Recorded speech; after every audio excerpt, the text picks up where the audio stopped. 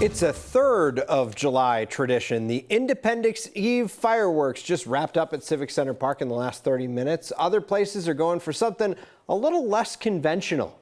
This is what 4th of July celebrations look like in Douglas County this year. Drones instead of fireworks. As Colorado's summers see more and more days with high fire danger, cities across the state are turning to an alternative to the loud booms in the sky. 9 News reporter Mark Salinger is live in Castle Pines, where the show just wrapped up. Mark.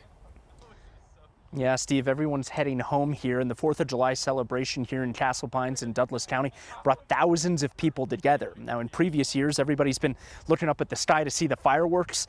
This year, they were all watching the drones. You know, you got Brett Favre, play quarterback, Green Bay Packers, just a great player. Boom! You know? On the 4th of July, Down the seam, Jonah. we're used to seeing things flying through the seam. sky. Sounds like a swarm of bees. So we just need 100. This year, technology Just like right out here. replaces the loud booms. I think everywhere we've performed so far, it seems like it was the first drone show for people.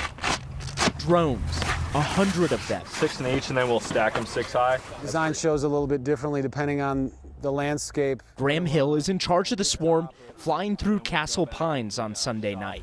Whoops. His company, Higher UAV Pro, puts on shows around the country. We're just giving people an alternative to traditional fireworks without a fire risk. A field of dry grass would be a recipe for disaster if this year's Independence Day entertainment was fireworks.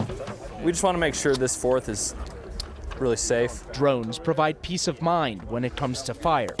Graham and his team are putting on 3 shows around Douglas County this weekend. They'll do more than 50 around the country this year. Colorado, the writing's kind of on the wall. It's a tough time of year to have, things burning and falling from the sky on fire, and the fire risk is just too high to do it consistently. The drones are programmed to fly together as the sound of small propellers replaces the traditional booms. I think for pretty much everyone, it'll be the first time they've seen it.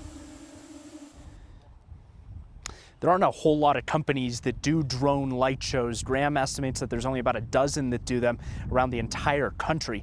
Steve, watching that from over here, it's pretty cool. Maybe one day we'll get to the point where we can say that drone light shows are pretty commonplace, but for now, seeing 100 drones flying overhead, it's just wild and pretty awesome. I'll tell you what, watching it on this screen was something. I can't even imagine what it was like in person. Yeah, and they have it set to some music as well, and it really feels just immersive as you're sitting underneath and watching those drones fly around you. All right, very cool. Mark Salinger reporting live in Castle Pines tonight. Mark, thank you.